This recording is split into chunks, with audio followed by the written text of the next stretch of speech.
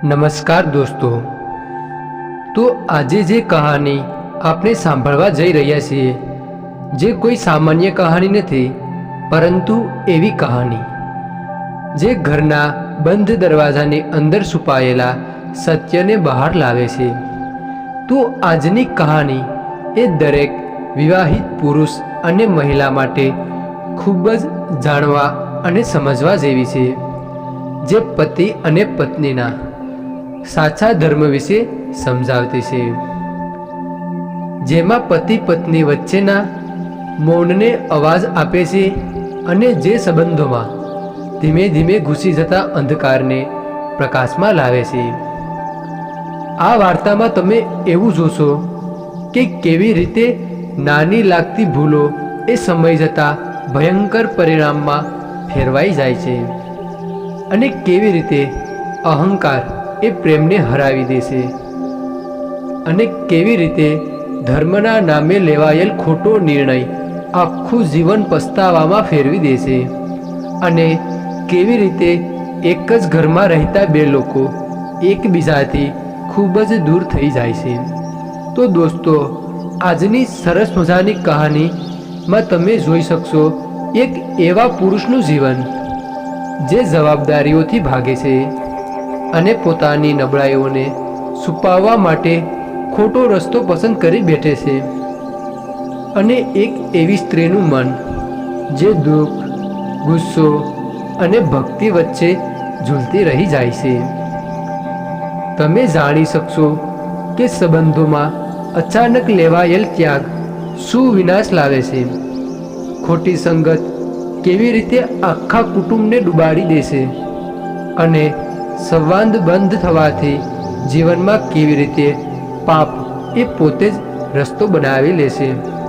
તો આજની એક સરસ મજાની કહાની તમને એ પણ સમજાવશે કે સ્ત્રીનું ધર્મ માત્ર સહન કરવાનું નથી, અને પુરુષનું કર્તવ્ય માત્ર માંગ કરવાનું નથી, પરંતુ બંનેની સમજદારી, ધીરજ અને પ્રેમ જ પરિવારને બચાવી શકે છે.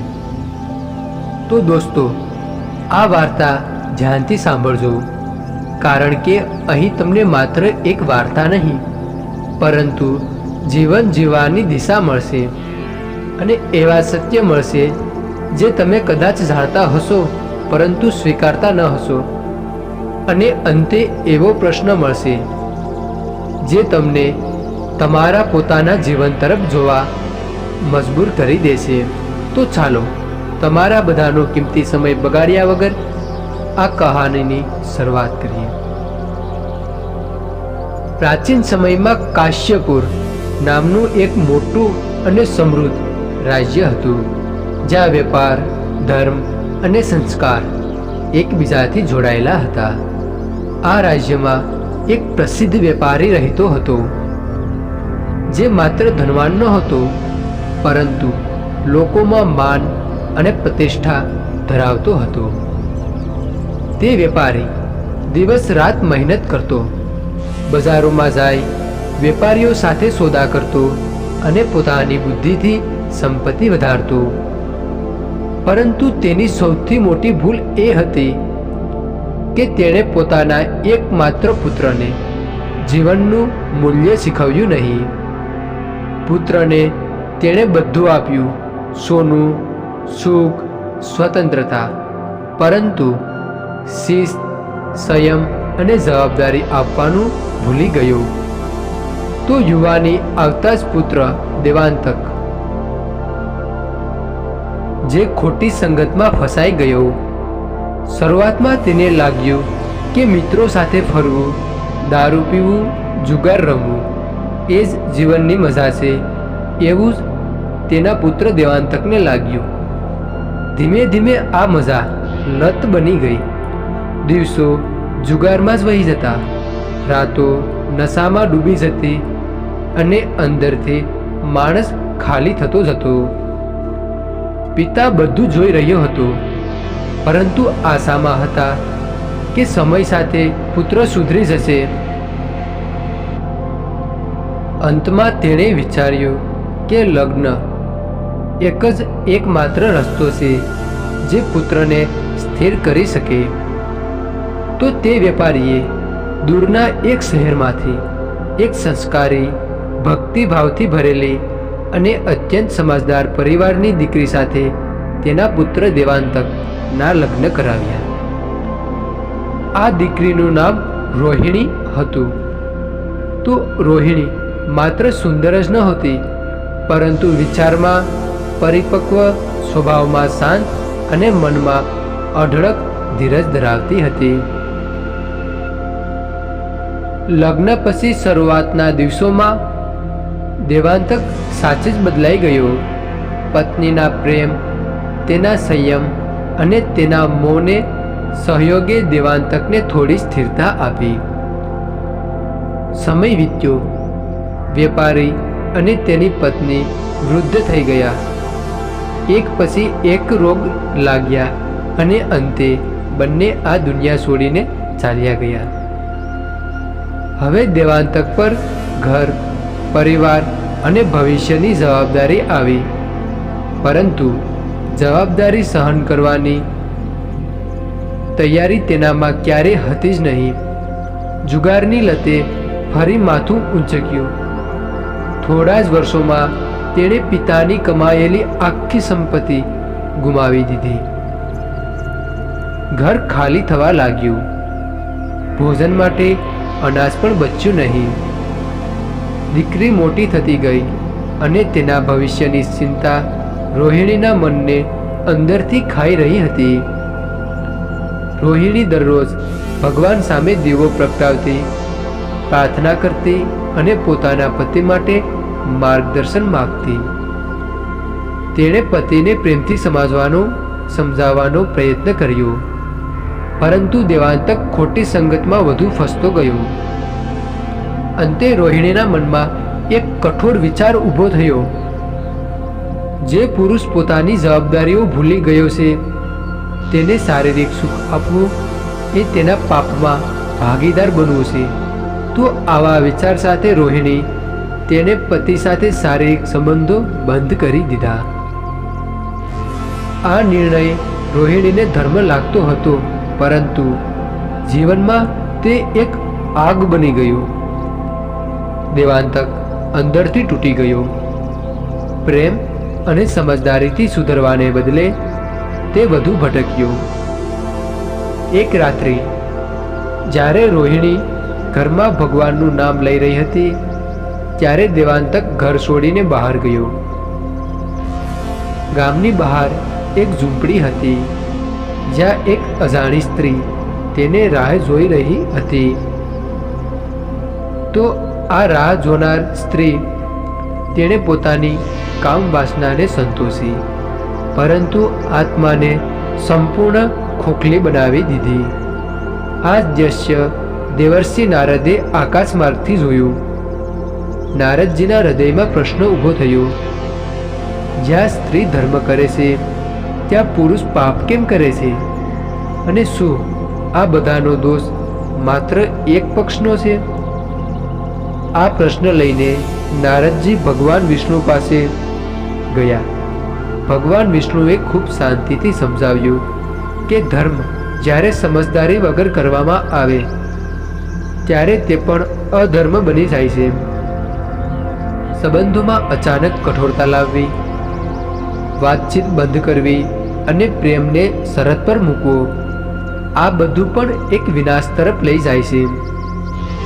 ભગવાન વિષ્ણુએ કહ્યું કે મનુષ્યના જીવનમાં 3 સૌથી મોટી ભૂલો હોય છે: યુવાનીમાં શિક્ષણ અને હુનરને અવગણવું, ખોટી સંગતને સમયસર ન છોડવી અને સંબંધોમાં વાતચીત કે સંવાદ બંધ કરી દેવા. જ્યાં સંવાદ એટલે કે વાતચીત બંધ થાય છે, ત્યાં શંકા જન્મે છે, અને જ્યાં શંકા જન્મે છે, ત્યાં પાપ એ પોતે રસ્તો છોડી લે છે.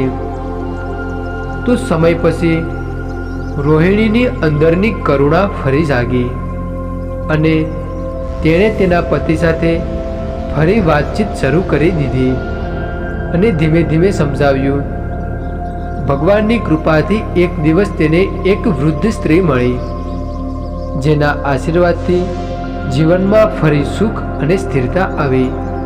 દેવાંતકે પોતાની ભૂલો સ્વીકારી. તેણે સમજ્યું કે પત્નીનો ત્યાગ નહીં, પરંતુ પત્નીની ધીરજ જ તેનું સાચું રક્ષણ હતું. તો દોસ્તો, આ કહાની અહીં પૂરી થાય છે, પરંતુ તેનું સત્ય અહીં અટકતું નથી, કારણ કે આ વાર્તા કોઈ દૂરના યુગની નથી, પરંતુ આપણા આસપાસ ચાલતા જીવનની જ છે. આજે આપણે જે સાંભળ્યું તે આપણને એક કડવો પરંતુ જરૂરી સત્ય સમજાવે છે કે પતિ પત્નીનો સંબંધ લડાઈથી નથી તૂટતો, પરંતુ મૌન રહેવાથી તૂટી જાય છે. જ્યારે સંવાદ બંધ થાય છે ત્યારે શંકા જન્મે છે, અને જ્યાં શંકા જન્મે છે ત્યાં ખોટા રસ્તાઓ પોતે રસ્તો શોધી લે છે. આ કહાની આપણને એ શીખવે છે કે ધર્મ માત્ર ત્યાગમાં નથી, પરંતુ સમજદારીમાં છે. ભક્તિ માત્ર દીવો પ્રગટાવવામાં નથી, પરંતુ સંબંધને બચાવવામાં છે. અને સાચું પાપ શારીરિક નહીં, પરંતુ માનસિક દૂરતા છે. સ્ત્રી જો અચાનક ત્યાગ કરે છે તો પુરુષનું મન ભટકી શકે છે, અને પુરુષ જો જવાબદારી છોડે છે તો સ્ત્રીનું હૃદય તૂટી જાય છે. અંતે નુકસાન તો બંનેનું થાય છે, અને પીડા આખા પરિવારને ભોગવવી પડી શકે છે. તેથી દોસ્તો, કોઈ પણ નિર્ણય ગુસ્સામાં નહીં, હઠમાં નહીં, પરંતુ શાંતિ, એકબીજા સાથે વાતચીત અને સમજદારીથી લો. કારણ કે જીવનમાં એક ક્ષણનો ખોટો નિર્ણય આખી જિંદગીનું પસ્તાવાનું કારણ બની શકે છે. જો આજે આ કહાનીએ તમને તમારા જીવન તરફ એક ક્ષણ માટે પણ જોડાવ્યું હોય, તો સમજો કે આ વાર્તાનો હેતુ પૂર્ણ થયો છે. હવે નિર્ણય તમારા હાથમાં છે. સંબંધ તોડવાનો કે સંભાળવાનો, મૌન રાખવાનો કે વાતચીત કરવાનો, અહંકાર રાખવાનો કે પ્રેમ પસંદ કરવાનો. તો દોસ્તો, આ વાર્તામાંથી તમને એક પણ બોધ મળ્યો હોય તો તેને તમારા જીવનમાં ઉતારવાનો અવશ્ય પ્રયાસ કરો, કારણ કે સાચું જ્ઞાન એ છે જે તમારું જીવન બદલી નાખે. તો દોસ્તો, જો આ વાર્તા વિશે તમે કંઈક કહેવા માંગતા હો તો વિડીયોની કોમેન્ટ બોક્સમાં પોતાનું મંતવ્ય જરૂર જણાવતા જજો. તો તમામ દોસ્તો મનમાં પોતાની કુળદેવી માતાનું નામ સ્મરણ કરી, અને જો તમને સારું લાગે તો વિડીયોની કોમેન્ટ બોક્સમાં પોતાની કુળદેવી માતાનું નામ અવશ્ય લખતા જજો. તો આવી સરસ મજાની કહાની જોવા માટે અત્યારે જ અમારી ચેનલ કે જેનું નામ છે એન્જલ ગુજરાતી વાસ્તુ ટિપ્સ ને અત્યારે જ અવશ્ય સબસ્ક્રાઈબ કરી દેજો, કારણ કે આપણે વારંવાર આવી સરસ મજાની જે તમારું જીવન બદલી નાખે તેવી વાર્તાઓ વારંવાર જોઈ શકીએ અને આવા જ વિડીયો સાથે વારંવાર મળી શકીએ. તો હવે આવા જ નવા વિડીયો સાથે પાછા મળશું. તો તમામ મિત્રોને જય શ્રી કૃષ્ણ, હર હર મહાદેવ.